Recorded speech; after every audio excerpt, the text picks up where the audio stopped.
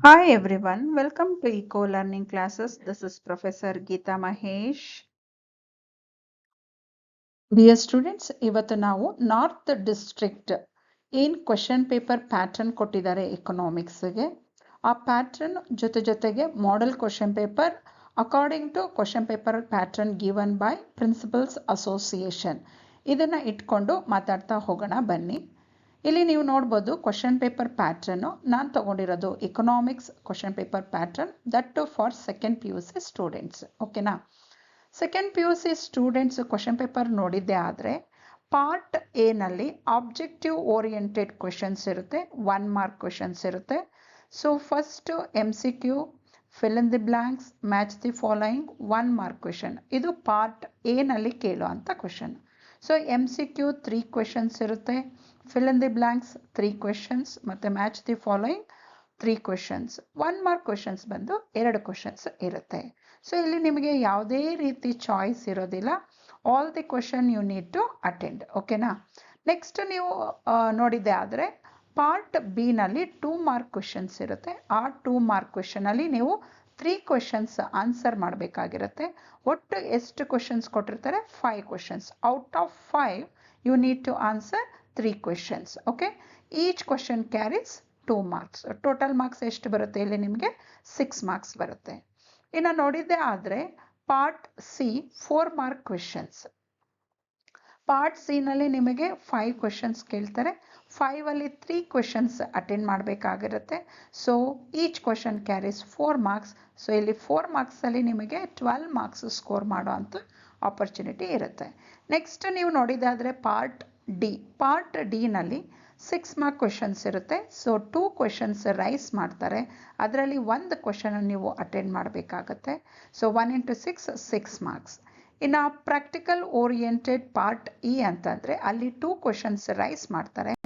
Out of 2 questions you need to answer 1 question. So 1 into 5 marks.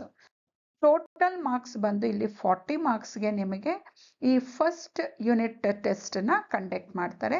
ಇಲ್ಲಿ ನೀವು ನೋಡ್ಬೋದು first test August 2024. Okay, so next ವೀಕಲ್ಲಿ ನೀವು ಈ ಟೆಸ್ಟನ್ನು ಅಟೆಂಡ್ ಮಾಡಲಿಕ್ಕೆ ಹೋಗ್ತಾ ಇದ್ದೀರಾ. ಹಾಗಾಗಿ ಪ್ಯಾಟ್ರನ್ ತಿಳ್ಕೊಳ್ಳಿ. ಅದ್ರ ಜೊತೆಗೆ ನಾನು ಕೆಲವೊಂದು ಮಾಡೆಲ್ ಕ್ವೆಶನ್ ಪೇಪರ್ಸ್ನ ನಿಮಗೆ ತೋರಿಸ್ತಾ ಇದ್ದೀನಿ.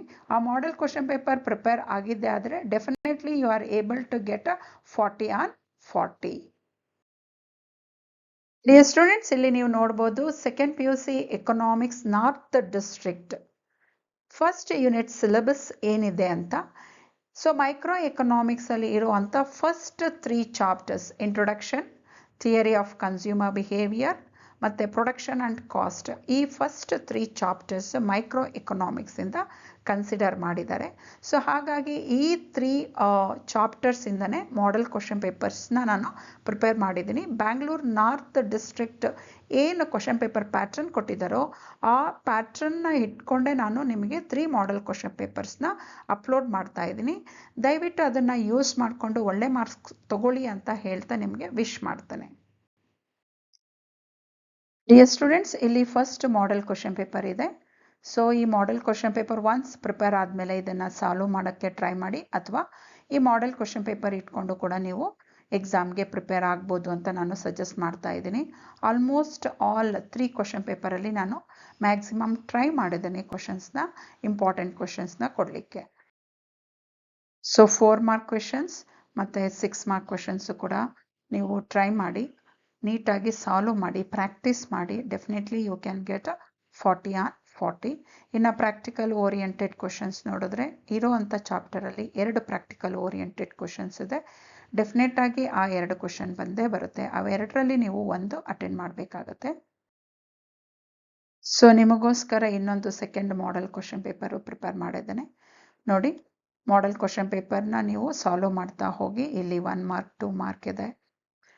ಇದನ್ನು ಸಾಲ್ವ್ ಮಾಡಿ ಜಸ್ಟ್ ಕ್ರಾಸ್ ಚೆಕ್, ನೀವು ಪರ್ಫೆಕ್ಟಾಗಿ ಪ್ರಿಪೇರ್ ಆಗಿದ್ದೀರಾ ಇಲ್ಲ ಅಂತ ಹೇಳಿ.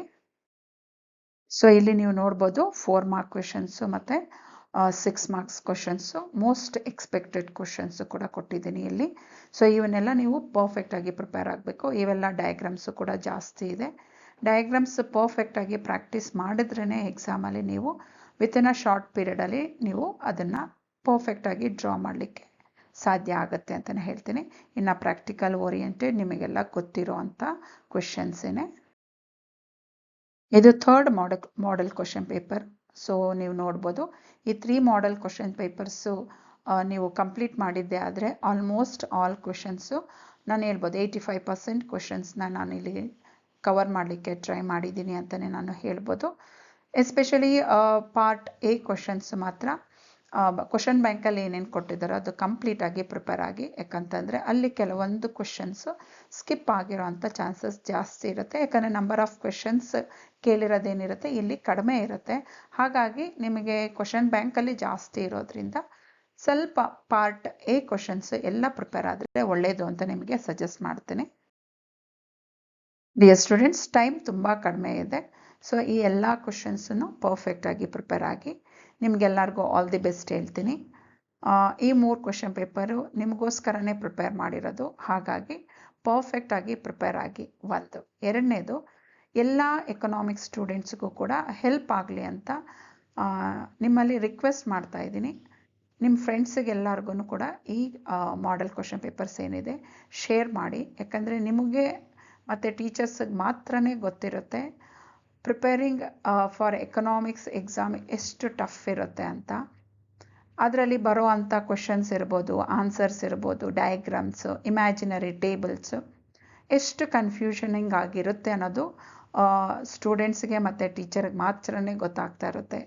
ದ ಸಬ್ಜೆಕ್ಟ್ ಡಿಫಿಕಲ್ಟಿ ನಿಮಗೆ ಮತ್ತು ನನಗೆ ಗೊತ್ತಿರೋದ್ರಿಂದನೇ ನಾನು ಫಸ್ಟ್ ಯೂನಿಟ್ ಟೆಸ್ಟ್ ಆದರೂ ಕೂಡ 3 ಮಾಡೆಲ್ ಕ್ವೆಶನ್ ಪೇಪರ್ಸು ನಿಮಗೋಸ್ಕರ ಕೊಡ್ತಾ ಇದ್ದೀನಿ. Please do like and share to others. Thank you so much. Dear students, if you like, please like, share and subscribe to my channel. Thank you so much.